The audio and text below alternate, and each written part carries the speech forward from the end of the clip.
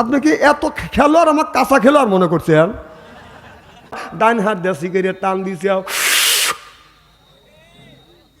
সব সব লেখা থাকবে, সব। আজানের ধ্বনি হয় মাগরিবের সময়, আর আপনি বাম হাত দিয়ে চা খান আর ডাইন হাত দিয়ে বিড়ি টান দেন আর ভাবছেন যে তারা নামাজ পড়তে যাচ্ছে ওরাই ঠকছে আর তুমি জিতে বসে রয়েছে। অত সোজা না, সব কিছু ধরা পড়ে যাবে। কার কাছে? আল্লাহর কাছে। আমার ভাইয়ের আমার অনেক যুবক আসরের মাগরিবের যখন আজান দেয়, যুবকেরা নামাজ পড়তে যায় না, ওরা ফেসবুকের মধ্যে বাদান লিপ্ত থাকে। জোরকান ঠিক কিনা? এই ফেসবুক আর মোবাইল আসিয়া এই দেশটা বাদান নষ্ট করলো। প্রেম প্রীতির জ্বালা, মোবাইলের মেলা, এখন আর চিঠি লেখা লাগে না। কথা কম না কে? ও ছেলে সারা রাত জাগিয়া ফোনে কথা বলিয়া লেখা পড়াইয়া ছেলের ভালো লাগে না, লেখা পড়া মিয়া ভালো লাগে না। মোবাইল ফোন আসিল কি দোলা লাগিল, ফজরের ঘুম তো পোলার ভাঙল না। পেটে বাদে যাই থাক পরনে নাই থাক, পেটে বাদে যাই থাক পরনে নাই থাক। মোবাইল সেরা পোলার চলে না, হায় হায় মোবাইল সেরা পোলার চলে না। মোবাইল ফোন আসিল কি দোলা লাগিল, ফজরের ঘুম তো পোলার ভাঙল না। চিল্লা বলুন ঠিক কিনা? আপনার ছেলের বয়স হলো 10 বছর, তার হাতে তুলে দিয়েছেন স্ক্রিন টাচ মোবাইল। মেয়ের হাতে হলো, মেয়ের বয়স হলো 12 বছর, তার হাতে তুলে দিয়েছেন আপনি স্ক্রিন টাচ মোবাইল ফোন। আপনার দুইটা ছেলের হাতে স্ক্রিন টাচ ফোন দিয়েছেন। আপনার ছেলের বয়স হলো 12 বছর, 10 বছর, তার হাতে স্ক্রিন টাচ মোবাইল দিয়ে আপনি মসজিদের আগের কাতারে যায় আল্লাহর কাছে বেবাইতেছেন আর কাঁদতেছেন, রব্বানা জালাউলা। এমনি ফ্যাক ফ্যাক করে বেবা, তোর বেবানের 5 পয়সার দাম নাই। কথা কন না কে? তোর নামাজ, তোর রোজা, তোর হজ, তোর যাকাত সব চলে গেছে তোর ছেলের আর তোর মিয়ার ওই যে স্ক্রিন টাচ মোবাইলের ভিতরে। কথা কয় না কে? পাবলিক ইস্তেরি করে থুয়ে দেবো আজকে। হয় মোহনপুর আসবো না হয় না আসবো। এক জয়পুর জেলা, আমি ওয়াজ না করলে বাদশান্তরে কি হবে? জয়পুরহাট ওয়াজ না করলে কি হবে? কিন্তু হক কথা বলার জন্য আসছি, এটা আমি বলেই যাব। কারণ জাকারিয়া আলাইহিস সালামকে দাওয়াত দিচ্ছে, জাকারিয়া নবী গাছের মধ্যে ঢুকছে, গাছ সহ জাকারিয়া নবীকে কেটে ফেলছে। এই ওয়াজ আমি জানি, এই ওয়াজ করে মানুষকে আল্লাহর রাস্তা আনা যাবে না। এটা অন্যায়, এটা করা যাবে না। এটা ন্যায়, এটা করতেই হবে। ন্যায়ের পক্ষে কথা বলতে গেলে জেল খাটা দরকার হলে জেল খাটবো, জরিমানা দেওয়ার দরকার হলে জরিমানা দিব, প্রয়োজন হলে ফাঁসির মঞ্চ চড়বো। বাতিলের সাথে আপোষ নাই। চিল্লাকন ঠিক কিনা?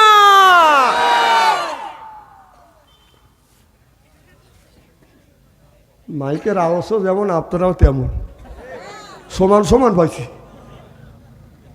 শোনেন, এ বাবা ওঠেন কে? ও আচ্ছা ঠিক আছে, এক আঙুল। হ্যাঁ ঠিক, এ জানছে আমার ওয়াজ শুনছে, যে জানে যে বাদশাহ ছেড়ে ওয়াজ থেকে যাওয়া যায় না। আমার ওয়াজ থেকে যাইতে হলে যদি কারো খুব জরুরত হয়, এক আঙুল তুললে আমি বসবো যে প্রসাবের চাপ দিছি, 2 আঙুল তুললে বসবো যে টয়লেটের চাপ দিছি, 3 আঙুল তুললে বসবো যে বিড়ির নেশা ধরছে, আর 4 আঙুল তুললে আমি বসবো যে প্রেমিক মিস কল দিছি। এ জ্ঞানগুলি আমার আছে। সারা বাংলাদেশ ঘুরি যদি এই জ্ঞানী যদি না থাকে তাহলে ওয়াজ কিভাবে করবো কন? আমার ভাইয়ের, আমার মুসলমান বাইরে ভালো করে লক্ষ্য করে শুনুন। আপনাদের এই মোহনপুর গ্রামের মধ্যে, আপনাদের মোহনপুর গ্রামের মধ্যে যদি 50টা যুবক যুবতী থাকে, কথা কি বাতান বুঝতেছেন? তার কাছে যদি স্ক্রিন টাচ মোবাইল যদি থাকে, আপনি রাত 12টার পরে মেসেঞ্জারের মধ্যে ঢুকিয়ে দেখেন, ফেসবুকের ভিতরে ঢুকিয়ে দেখেন, এই মোহনপুর গ্রামের মধ্যে যদি 50টা যুবক যুবতী থাকে, তার 45টা রাত 12টার পরে লাইনে রয়েছে। ও কি করতেছে? লাইনে থেকে তাহাজ্জুদ নামাজ পড়ে মোনাজাত করতেছে। বাপ মাক বেহেশতে লেবার লাগে না, না না, বাপ মাক দোজখে লেবার লাগে। খালি রাত 9টার সময় ঢুকে 3:30 পর্যন্ত খালি খোট্টা যাচ্ছে এরম করিয়া। বিশ্বাস যদি না হয় মরিয়া দেখেন, এই মোবাইলের ভিতরে আপনার ছেলে যা করবে, এই পাপ 3 ভাগে ভাগ করা হবে। 1 ভাগ বাপ পাবে, 1 ভাগ মা পাবে, 1 ভাগ ওই ছেলে পাবে। বিশ্বাস যদি না হয় মরিয়া দেখেন। মরে দেখেন ফ্যাক্সিলেট হয় আপনার কবরে যাবি। ফ্যাক্সিলেট বোঝেন না? সিরাজগঞ্জ থেকে যদি ফ্যাক্সিলেট করে এখানে মোবাইলে আসে কিনা? তাহলে এইটা যদি আসতে পারে, আপনি মরে গেলেও আপনার ছেলে মোবাইলে যে টাকা দিয়ে মোবাইল কিনে দিছেন, যত পাপ কাজ করবে আপনার মৃত্যুর পরেও আপনার কবরের মধ্যে আপনার ছেলে অন্যায় করবে, এই অন্যায়ের যে পাপ হবে এই পাপ 3 ভাগে ভাগ হবে। 1 ভাগ ছেলের দিকে যাবে, 1 ভাগ আপনার কবরের মধ্যে যাবে, আর 1 ভাগ আপনার বিবির কবরে যাবে। বিশ্বাস যদি না হয় মরিয়ে দেখেন, মরিয়ে দেখেন। হ্যাঁ, কিভাবে দেখবেন? মরিয়ালান বাথাম যদি না ফাটাচ্ছে আল্লাহ, কিভাবে দেখবেন? ওই দিন তখন বুঝবেন। এরা ভাবছে মরিয়া গেলি আর কিছুই হবে না, কি নিয়ত করে বসে আছে। এই দিনই তো মাগরিবের সময় তুমি নামাজ পড়ো না, ধরা খাওয়া গেছা।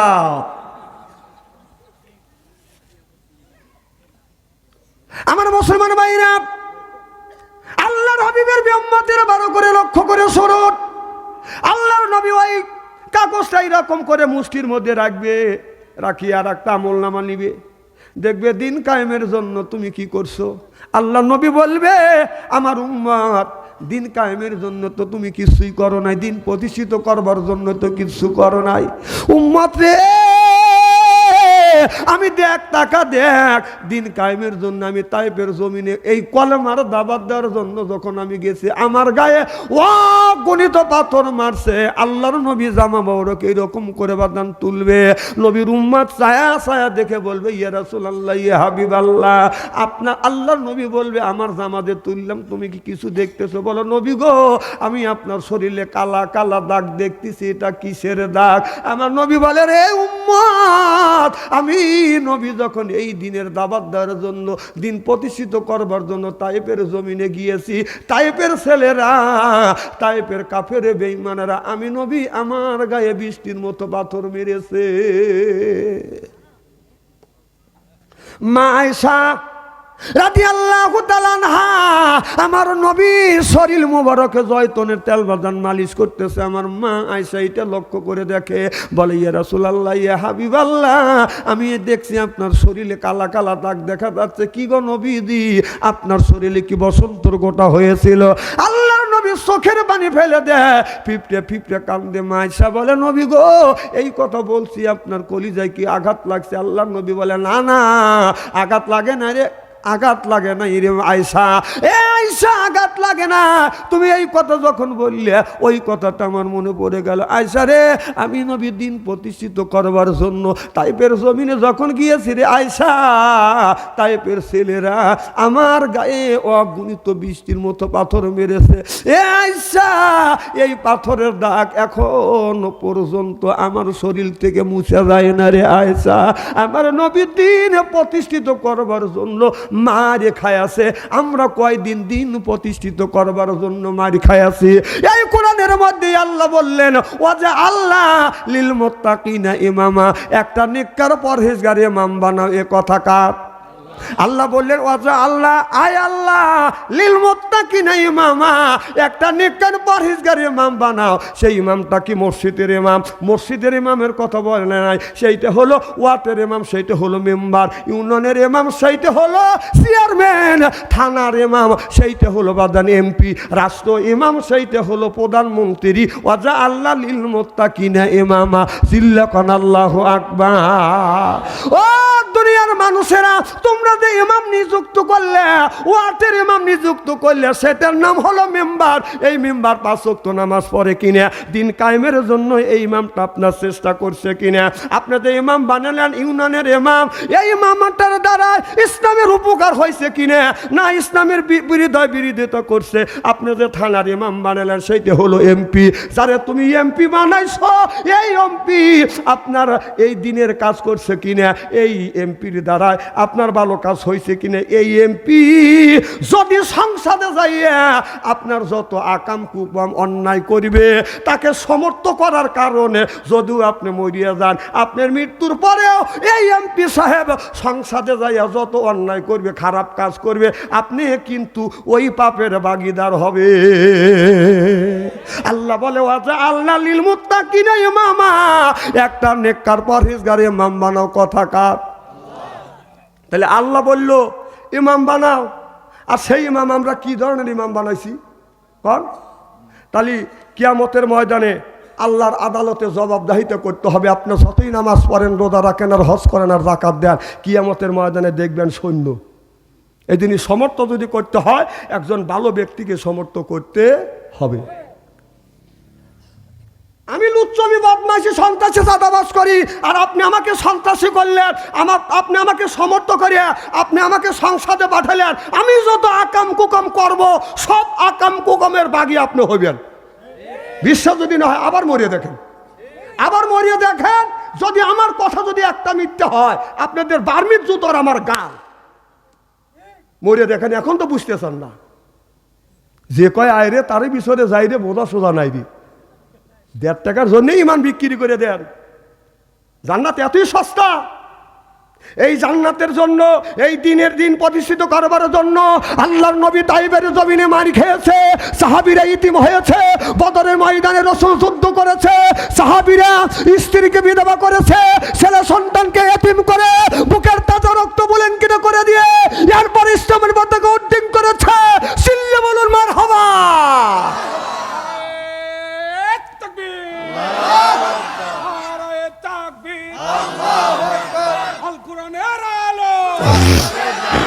সংসদে জালো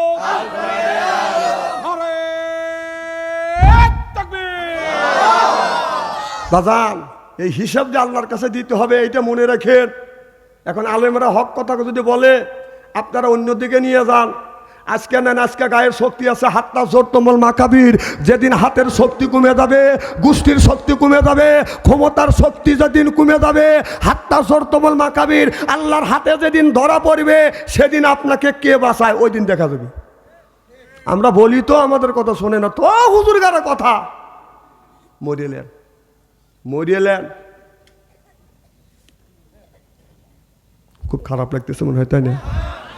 আমার ভাইয়ের, আমার মুসলমান ভাইয়েরা, আল্লাহর হাবিবের বিয়াম্মতেরা, আল্লাহর হাবিবের বিয়াম্মতেরা ভালো করে লক্ষ্য করে শুনুন। আল্লাহর নবী বললেন, এ জিবরাইল, তাহলে আদম থেকে শুরু করে ঈসা নবী পর্যন্ত যত গুণী নবী রাসূল আছে, ওই দিন বিয়ার বড় যাত্রী হবে। সুবহানাল্লাহ, এটা জোরে কর। আচ্ছা, ওই দিন আবার খানা পিনাও করাইবে। সুবহানাল্লাহ, এটা জোরে কর। আমার নবী বললেন, রে জিবরাইল, এত গুণী মানুষ, আমার বিয়ার বড় যাত্রী হবে, ওই দিন কি খানা পিনা আছে? বলে উত্তম খাবার। সুবহানাল্লাহ, এটা জোরে কর। কি খাওয়াবে? আল্লাহর নবী যখন বললেন জিবরাইল কি খাওয়াবে, জিবরাইল আলাইহিস সালাম বললেন, তামাম পৃথিবীর মাটিতে আল্লাহ রুটি বানাইয়া দিবে। এখন যদি বলেন তাহলে এই বালি আর মাটি দিয়ে আল্লাহ রুটি বানাবে, এইগুলি খাবো কাদা দিয়ে? আমার কথা কি বুঝতেছেন? আপনি আম গাছ তৈরি করেছেন, সেটা মাটির থেকে। লিচু গাছ তৈরি হচ্ছে মাটির থেকে, খেজুর গাছ তৈরি হচ্ছে মাটির থেকে, আঙ্গুর গাছ তৈরি হচ্ছে মাটির থেকে, লিচু গাছ তৈরি হচ্ছে মাটির থেকে, ধান তৈরি হচ্ছে মাটির থেকে, গম তৈরি হচ্ছে বাদাম মাটির থেকে। আপনার আলুর স্বাদ একরকম, এরপরে লিচুর স্বাদ একরকম, এরপরে কাঁঠালের স্বাদ একরকম, আমের স্বাদ একরকম। আল্লাহ মাটির নিঃশ্বাস দিয়ে রুটি বানাবে, কারণ ওই খাবারের মধ্যে পৃথিবীর যতগুলি ফল ফলাদি খাবার আছে, সব খাবারের সুস্বাদ আল্লাহ ওই রুটি মধ্যে দিয়ে দিবে। খাদিজাতুল কুবরার জান্নাত। সুবহানাল্লাহ। জিবরাইল আলাইহিস সালাম বলল, নবী গো, এইটা তো আপনার বড় বিবির হযরত খাদিজাতুল কুবরার জান্নাত। আমার নবী বললেন, জিবরাইল রে, আমার বিবি হলো 11টা, আমার 11টা বিবির কি জান্নাত নাই? খালি খাদিজার জান্নাত রাখছে। আল্লাহ নবী বললেন, জিবরাইল আলাইহিস সালাম বললেন, নবী গো, ছায়া দেখেন, আপনার 11টা বিবি আছে, আপনার যে কয়টা বিবি আছে, প্রত্যেকটা বিবির একটা একটা করে জান্নাত আছে। এই সাঙালে, এই কাতারে যতগুলি ঘর আছে, সব হলো আপনার বিবিদের জান্নাত। আল্লাহ নবী বললেন, একটা একটা করে জান্নাত আমি গুনি। আল্লাহ নবী 1 2 2 করে গুনতে গুনতে দেখে আপনারা জান্নাত আছে বাদান 13টা। সুবহানাল্লাহ বললেন না? আল্লাহ নবী বললেন, জিবরাইল রে, তুমি বলেছো আমার 11টা বিবির 11টা জান্নাত আল্লাহ দিছে, আর এই 2টা জান্নাত কার জন্য? আল্লাহ নবী বললেন, আপনার বিবি 11টা না, আপনার বিবি হলো 13টা। সুবহানাল্লাহ, একটু জোরে কর না কে? আমার নবী বলে জিবরাইল, না না, আমি তো বিয়ে করেছি 11টা, আমি তো 13টা বিয়ে করি না। আল্লাহর নবীকে জিবরাইল আলাইহিস সালাম বুঝলেন, ও নবীজি 13টা বিয়ে করছেন দুনিয়ায়, আর জান্নাতের মধ্যে আপনার আরো 2টা বিয়ে হবে। চিল্লাকান আল্লাহু আকবার, নারায়ে তাকবীর। খুব খারাপ লাগতেছে কি ভাই? আচ্ছা, হ্যাঁ,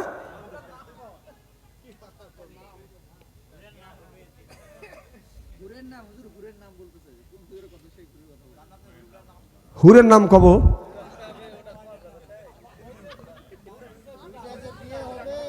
দুইটা স্ত্রীর নাম। মারহাবাটা জোরে কর। এত তাড়াতাড়ি বললি তো আর শেষই হয়ে গেল। আপনি কি এত খেলোয়াড় আমার কাঁচা খেলোয়াড় মনে করছেন যে আপনি স্টেজে আসছেন, মাঠে খেলবেন লেগে আছেন, এত সহজেই কি আমার গোল দিবেন নাকি?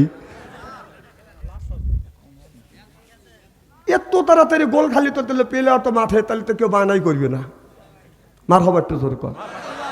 আমার নবী বলে, জিবরাইল রে, তাহলে আমার প্রথম বিবির জান্নাতটা দেখি। প্রথম বিবির জান্নাতের দরজার সামনে গিয়া আল্লাহর নবীর আর চোখ চলে না, শুধু দুয়ার দুয়া। আল্লাহর নবী বললেন, জিবরাইল রে, কত বড় জান্নাতটা হবে, এই জান্নাতটা কত বড় হবে, আপনার সবচাইতে এই জান্নাতটা হবে সবচাইতে বড় জান্নাত। সুবহানাল্লাহ। জিবরাইল আলাইহিস সালাম বলে, নবী গো, আল্লাহ আমাকে 600 পাখা দিয়েছে, এই পাখা দিয়ে এইরকম করে একটা যদি বাড়ি মারি, এই পৃথিবীর এই প্রান্তর থেকে অপর প্রান্তরে যাইতে চোখের এক পলকে আমি চলে যাব।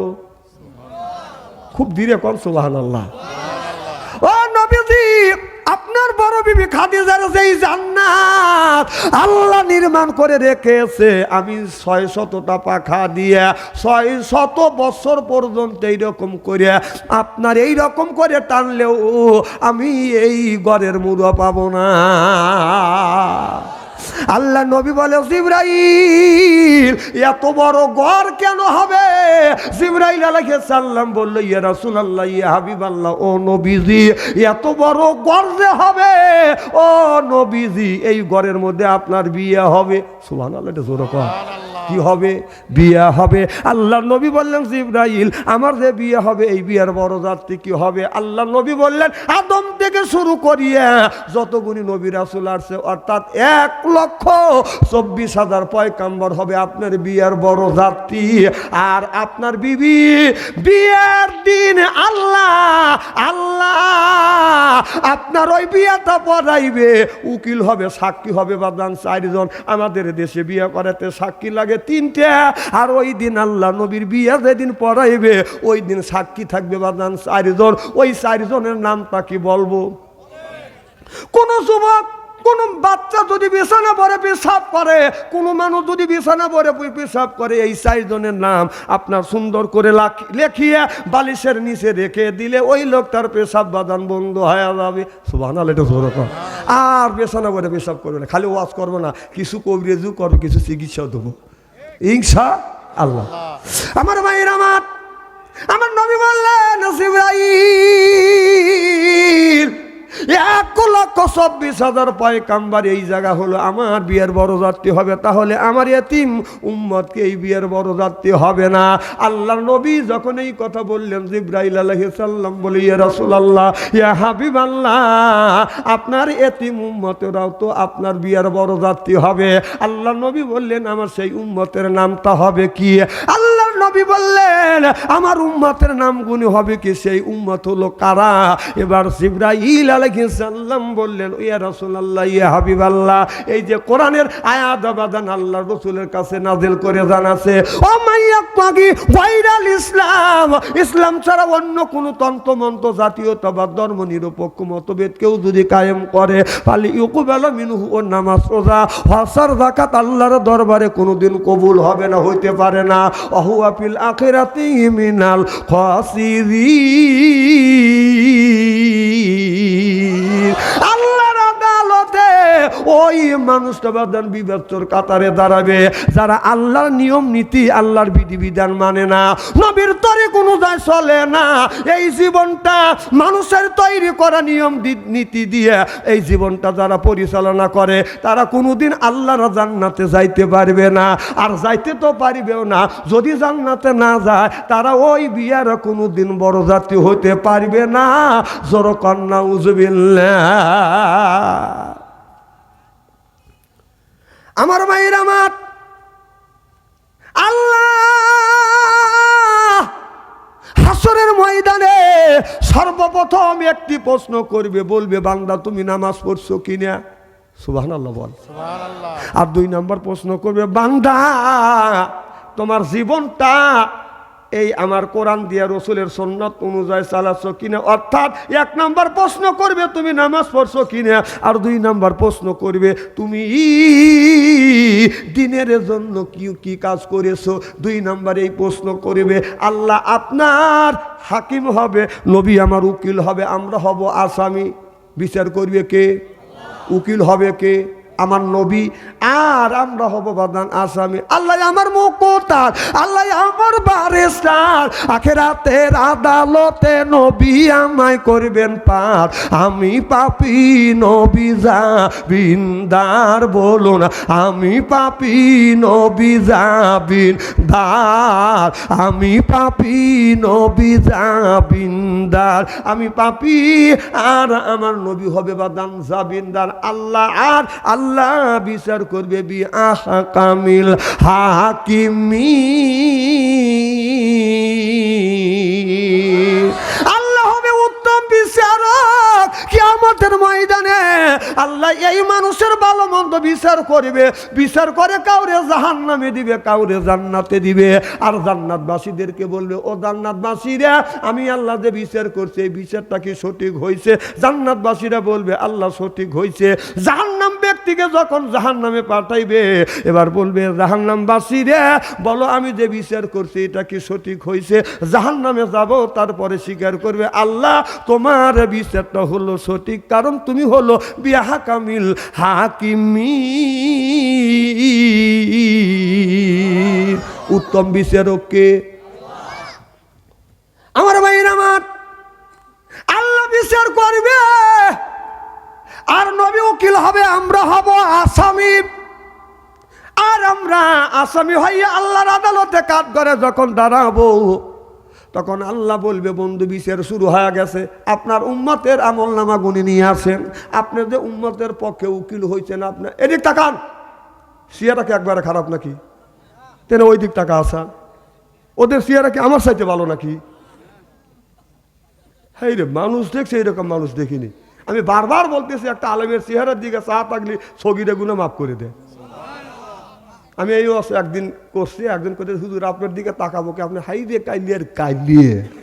আচ্ছা কালো যদি আমি হই, এটা কি আমার দোষ নাকি? কার দোষ? আল্লাহর দোষ। আল্লাহর দোষ আছে, আন্দাজে এক কথা কয়। আল্লাহ এইভাবে আমাকে পছন্দ করছে। সুবহানাল্লাহ, এটা জোরে কয়। যাক আল্লাহর যার পদে যতটুকু সন্তুষ্ট আছে তার চেহারা ততটুকু দিয়েই সন্তুষ্ট থাকতে হবে। সুবহানাল্লাহ, এটা জোরে কয়। আপনারা ফস করে আল্লাহর দোষ দিলেন। আমার ভাইয়ের আমার কি যেন বলতেছিলাম,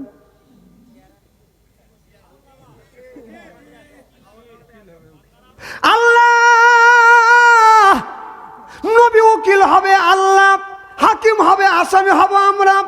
প্রথম নম্বর আমাদের আমলনামা গুনি আল্লাহর নবীর কাছে কিরামিন কাতিবিন ফেরেশতা যে লিখছে, কথা বুঝতেছেন না? ইন্না হাফিজিনা কিরামান কাতিবিনা ইয়ালামু মালা তাফালু। দুই কান্দে দুই ফেরেশতা আছে, আমাদের আমলনামা গুনি লেখে। আল্লাহর কাছে, আল্লাহ রসুলের কাছে সাবমিট করবে। আল্লাহ নবী আল্লাহর কাছে সাবমিট করার আগে রসুল আমার পরে দেখবে ফজর নামাজ নাই, জহর নামাজ নাই, আসর নামাজ নাই, মাগরিব নামাজ নাই, ঈশার নামাজ নাই। আল্লাহর নবী উম্মতের মুখের দিকে তাকিয়ে বলবে, কি রে উম্মত, এইটা আল্লাহর কাছে কেমন করে আমি সাবমিট করব, কেমন করে আল্লাহর কাছে এই আমলনামাটা দিব? আল্লাহ তো দেখলেই তো রাগে যাবে। তোর তো 5 ওয়াক্ত নামাজ নাই, ফজর নাই, জহর নাই, আসর নাই, মাগরিব নাই, ঈশা উঠা নাই, কারণ তুই চাষতলে বসে এশার আজান দিছে তাও তুই চাষতলে বসে গল্প করছিস, জোহরের আজান দিছে চাষতলে বসে গল্প করছো, এরপরে মাগরিবের আজান দিছে চাষতলে তুমি চা খাইছে, ডান হাত দিয়ে সিগারেট টান দিছে, সব সব লেখা থাকবে সব। আজানের ধ্বনি হয় মাগরিবের সময়, আর আপনি বাম হাত দিয়ে চা খান আর ডান হাত দিয়ে বিড়ি টান দেন আর ভাবছেন যে তারা নামাজ পড়তে যাচ্ছে ওরাই ঠকছে আর তুমি জিতে বসে রয়েছে। অত সোজা না, সব কিছু ধরা পড়ে যাবে কার কাছে? আল্লাহর কাছে। আমার ভাইয়ের আমার অনেক যুবক আসরের মাগরিবের যখন আজান দেয় যুবকেরা নামাজ পড়তে যায় না, ওরা ফেসবুকের মধ্যে বাদান লিপ্ত থাকে। জোরকান ঠিক কিনা? এই ফেসবুক আর মোবাইল আসিয়া এই দেশটা বাদান নষ্ট করলো। প্রেম প্রীতির জ্বালা, মোবাইলের মেলা, এখন আর চিঠি লেখা লাগে না। কথা কর না কে? ও ছেলে সারা রাত জাগিয়া ফোনে কথা বলিয়া লেখা পড়াইয়া ছেলের ভালো লাগে না, লেখা পড়া আমি ভালো লাগে না। মোবাইল ফোন আসিল কি দোলা লাগিল, ফজরের ঘুম তো পোলার ভাঙল না। পেটে বাদে যাই থাক পরনে নাই থাক, পেটে বাদে যাই থাক পরনে নাই থাক, মোবাইল সেরা পোলার চলে না, হায় হায় মোবাইল সেরা পোলার চলে না। মোবাইল ফোন আসিল কি দোলা লাগিল, ফজরের ঘুম তো পোলার ভাঙল না। চিল্লা বলুন ঠিক কিনা? রসুল 1450 বছর আগে আল্লাহর নবী বলেছে এয়ারপোলিন বিদ্যা উঠে যাবে, একসুরুল জাহিলিতে বর্ষিত হবে। সেই অবস্থা বাংলার জমিনে হয়ে গেছে। আপনার ছেলের বয়স হলো 10 বছর, তার হাতে তুলে দিয়েছেন স্ক্রিন টাচ মোবাইল। মেয়ের হাতে হলো, মেয়ের বয়স হলো 12 বছর, তার হাতে তুলে দিয়েছেন আপনি স্ক্রিন টাচ মোবাইল ফোন। আপনার দুইটা ছেলের হাতে স্ক্রিন টাচ ফোন দিয়েছেন। আপনার ছেলের বয়স হলো 12 বছর 10 বছর, তার হাতে স্ক্রিন টাচ মোবাইল দিয়ে আপনি মসজিদের আগের কাতারে যায় আল্লাহর কাছে বেবাইতেছেন আর কাঁদতেছেন, রব্বানা জালাউলা ফ্যাক ফ্যাক করে বেবা। তোর বেবানের 5 পয়সার দাম নাই। কথা কন না কে? তোর নামাজ, তোর রোজা, তোর হজ, তোর যাকাত সব চলে গেছে তোর ছেলের আর তোর মিয়ার ওই যে স্ক্রিন টাচ মোবাইলের ভিতরে। কথা কয় না কে? পাবলিক ইস্তেরি করে থুয়ে দেবো আজকে। হয় মোহনপুর আসবো না হয় না আসবো। এক জয়পুর জেলা, আমি ওয়াজ না করলে বাদশাহী কি হবে? জয়পুরহাট ওয়াজ না করলে কি হবে? কিন্তু হক কথা বলার জন্য আসছি, এটা আমি বলেই যাব। কারণ জাকারিয়া আলাইহিস সালামকে দাওয়াত হচ্ছে, জাকারিয়া নবী গাছের মধ্যে ঢুকছে, গাছ সহ জাকারিয়া নবীকে কেটে ফেলছে। এই ওয়াজ আমি জানি, এই ওয়াজ করে মানুষকে আল্লাহর রাস্তা আনা যাবে না। এটা অন্যায়, এটা করা যাবে না। এটা ন্যায়, এটা করতেই হবে। ন্যায়ের পক্ষে কথা বলতে গেলে জেল খাটা দরকার হলে জেল খাটবো, জরিমানা দেওয়ার দরকার হলে জরিমানা দিব, প্রয়োজন হলে ফাঁসির মঞ্চে উঠবো। বাতিলের সাথে আপোষ নাই। চিল্লাকন ঠিক কিনা?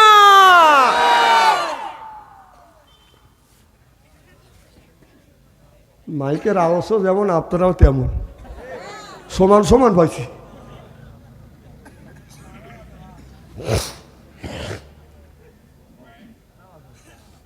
ভাই খুব কি খারাপ লাগতেছে?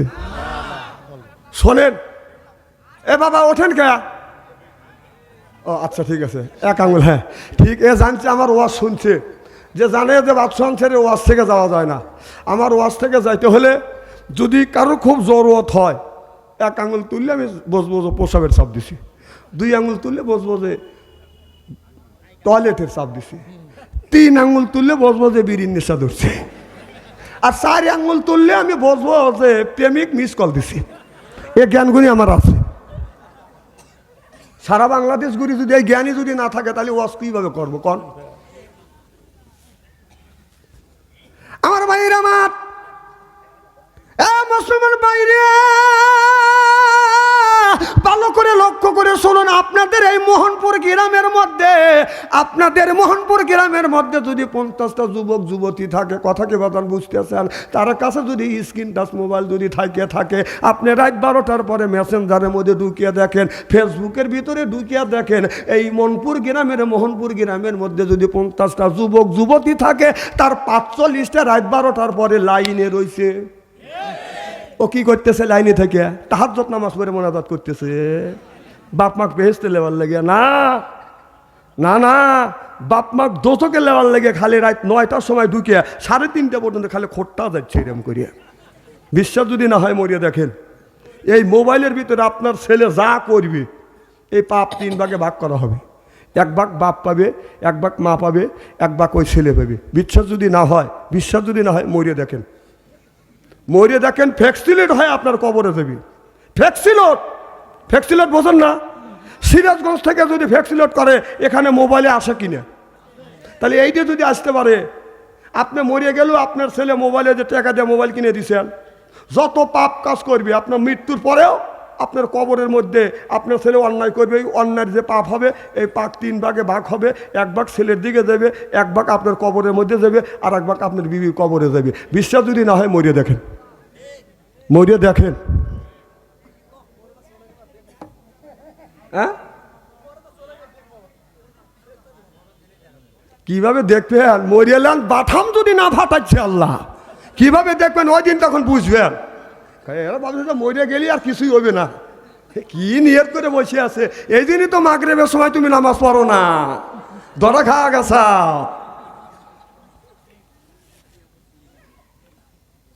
আমার মুসলমান ভাইরা, আল্লাহর হাবিবের উম্মতের ভালো করে লক্ষ্য করে শুনুন। আল্লাহর নবী ওই কাগজটা এরকম করে মুষ্টির মধ্যে রাখবে, রাখি আর একটা আমলনামা নিবে, দেখবে দিন কায়েমের জন্য তুমি কি করছো। আল্লাহর নবী বলবে আমার উম্মত দিন কায়েমের জন্য তো তুমি কিছুই করো নাই, দিন প্রতিষ্ঠিত করবার জন্য তো কিছু করো নাই। উম্মত রে আমি দেখ টাকা দেখ, দিন কায়েমের জন্য আমি তাইফের জমিনে এই কলমার দাওয়াত দেওয়ার জন্য যখন আমি গেছি আমার গায়ে অগণিত পাথর মারছে। আল্লাহর নবী জামা বড়কে এরকম করে বাদান তুলবে, নবীর উম্মত ছায়া ছায়া দেখে বলবে ইয়া রাসূলুল্লাহ ইয়া হাবিবাল্লাহ। আপনার আল্লাহর নবী বলবে আমার জামা দিয়ে তুললাম, তুমি কি কিছু দেখতেছো? বলো নবী গো আমি আপনার শরীরে কালা কালা দাগ দেখতেছি, এটা কিসের দাগ? আমার নবী বলে রে উম্মত আমি নবী যখন এই দিনের দাওয়াত দেওয়ার জন্য দিন প্রতিষ্ঠিত করবার জন্য তাইফের জমিনে গিয়েছি, তাইফের ছেলেরা তাইফের কাফের বেঈমানেরা আমি নবী আমার গায়ে বৃষ্টির মতো পাথর মেরেছে। মা আয়েশা রাদিয়াল্লাহু তাআলা আনহা আমার নবীর শরীর মোবারকে জয়তুনের তেল বাদান মালিশ করতেছে। আমার মা আয়েশা এটা লক্ষ্য করে দেখে, বলে ইয়া রাসূলুল্লাহ ইয়া হাবিবাল্লাহ আমি দেখছি আপনার শরীরে কালা কালা দাগ দেখা যাচ্ছে, কি গো নবীজি আপনার শরীরে কি বসন্তর গোটা হয়েছিল? আল্লাহর নবী চোখের পানি ফেলে দেয়, ফিপটে ফিপটে কান্দে। মা আয়েশা বলে নবী গো এই কথা বলছি আপনার কলিজায় কি আঘাত লাগছে? আল্লাহর নবী বলে না না আঘাত লাগে না রে, আঘাত লাগে না রে আয়েশা, এ আয়েশা আঘাত লাগে না। তুমি এই কথা যখন বললে ওই কথাটা আমার মনে পড়ে গেল। আয়েশা রে আমি নবী দিন প্রতিষ্ঠিত করবার জন্য তাইফের জমিনে যখন গিয়েছি রে আয়েশা, তাইফের ছেলেরা আমার গায়ে অগণিত বৃষ্টির মতো পাথর মেরেছে। এ আয়েশা এই পাথরের দাগ এখনো পর্যন্ত আমার শরীর থেকে মুছে যায় না রে আয়েশা। আমার নবী দিন প্রতিষ্ঠিত করবার জন্য মারে খায়াছে, আমরা কয়দিন দিন প্রতিষ্ঠিত করবার জন্য মারি খায়াছি। এই কোরআনের মধ্যে আল্লাহ বললেন ওয়াজা আল্লাহ লিল মুত্তাকিনা ইমামা, একটা নেককার পরহেজগার ইমাম বানাও। এ কথা কার? আল্লাহ বললেন ওয়াজা আল্লাহ আয় আল্লাহ লিল মুত্তাকিনা ইমামা, একটা নেককার পরহেজগার ইমাম বানাও। সেই ইমামটা কি? মসজিদের ইমাম। মসজিদের ইমামের কথা বলে নাই, সেইটা হলো ওয়ার্ডের ইমাম, সেইটা হলো মেম্বার। ইউনিয়নের ইমাম সেইটা হলো চেয়ারম্যান। থানার ইমাম সেইটা হলো বাদান এমপি। রাষ্ট্র ইমাম সেইটা হলো প্রধানমন্ত্রী। ওয়াজা আল্লাহ লিল মুত্তাকিনা ইমামা, জিল্লাকান আল্লাহু আকবার। ও দুনিয়ার মানুষেরা তোমরা যে ইমাম নিযুক্ত করলে, ওয়ার্ডের ইমাম নিযুক্ত করলে, সেটার নাম হলো মেম্বার। এই মেম্বার 5 ওয়াক্ত নামাজ পড়ে কিনা? দিন কায়েমের জন্য এই ইমামটা আপনার চেষ্টা করছে কিনা? আপনি যে ইমাম বানালেন ইউনিয়নের ইমাম, এই ইমামটার দ্বারা ইসলামের উপকার হয়েছে কিনা? না ইসলামের বিরোধিতা করছে। আপনি যে থানার ইমাম বানালেন সেইটা হলো এমপি। যারে তুমি এমপি বানাইছো এই এমপি আপনার এই দিনের কাজ করছে কিনা? এই এমপির দ্বারায় আপনার ভালো কাজ হয়েছে কিনা, এই এমপি যদি সংসদে যাইয়া আপনার যত আকাম কুকাম অন্যায় করবে তাকে সমর্থ করার কারণে যদিও আপনি মরিয়া যান, আপনার মৃত্যুর পরেও এই এমপি সাহেব সংসদে যাইয়া যত অন্যায় করবে, খারাপ কাজ করবে, আপনি কিন্তু ওই পাপের ভাগীদার হবে। আল্লাহ বলে আল্লাহ লিল মুত্তাকিনা ইমামা, একটা নেককার পরহেজগার ইমাম বানাও। কথা কার? তাহলে আল্লাহ বলল ইমাম বানাও, আর সেই ইমাম আমরা কি ধরনের ইমাম বানাইছি কর? তাহলে কিয়ামতের ময়দানে আল্লাহর আদালতে জবাবদাহিতা করতে হবে। আপনি যতই নামাজ পড়েন, রোজা রাখেন, আর হজ করেন, আর যাকাত দেন, কিয়ামতের ময়দানে দেখবেন সৈন্য। এই জিনিস সমর্থ যদি করতে হয়, একজন ভালো ব্যক্তিকে সমর্থ করতে হবে। আমি লুচ্চমি বদমাইশি সন্ত্রাসী চাঁদাবাজ করি, আর আপনি আমাকে সন্ত্রাসী করলেন, আপনি আমাকে সমর্থ করিয়া আপনি আমাকে সংসদে পাঠালেন, আমি যত আকাম কুকাম করব সব আকাম কুকামের ভাগী আপনি হইবেন। বিশ্বাস যদি না হয় আবার মরিয়ে দেখেন, আবার মরিয়ে দেখেন।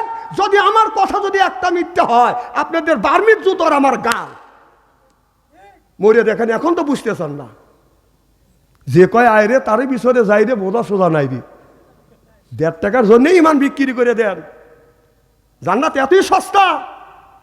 এই জান্নাতের জন্য, এই দিনের দিন প্রতিষ্ঠিত করবার জন্য আল্লাহর নবী তাইবের জমিনে মার খেয়েছে, সাহাবীরা ইতিম হয়েছে, বদরের ময়দানে রাসূল যুদ্ধ করেছে, সাহাবীরা স্ত্রীকে বিধবা করেছে, ছেলে সন্তানকে এতিম করে বুকের তাজা রক্ত বুলেন কিনে করে দিয়ে এরপর ইসলামের পতাকা উড্ডীন করেছে।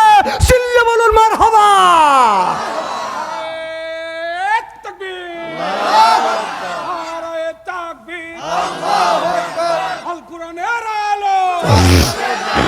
সংসদে জালো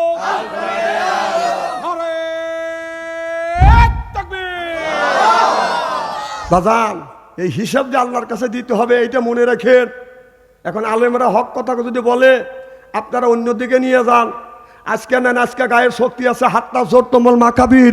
যেদিন হাতের শক্তি কমে যাবে, গোষ্ঠীর শক্তি কমে যাবে, ক্ষমতার শক্তি যেদিন কমে যাবে, হাতটা জোর তোমল মাকাবির আল্লাহর হাতে যেদিন ধরা পড়বে, সেদিন আপনাকে কে বাঁচায় ওই দিন দেখা যাবে।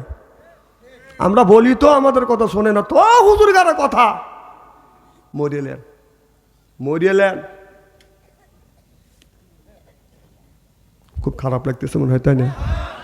আমার মায়ের, আমার মুসলমান মায়েরা, আল্লাহর হাবিবের বিয়াম্মতেরা, আল্লাহর হাবিবের বিয়াম্মতেরা ভালো করে লক্ষ্য করে শুনুন। আল্লাহর নবী বললেন, এ জিবরাইল, তাহলে আদম থেকে শুরু করে ঈসা নবী পর্যন্ত যত গুণী নবী রাসূল আছে, ওই দিন বিয়ার বড় যাত্রী হবে। সুবহানাল্লাহ, এটা জোরে কর।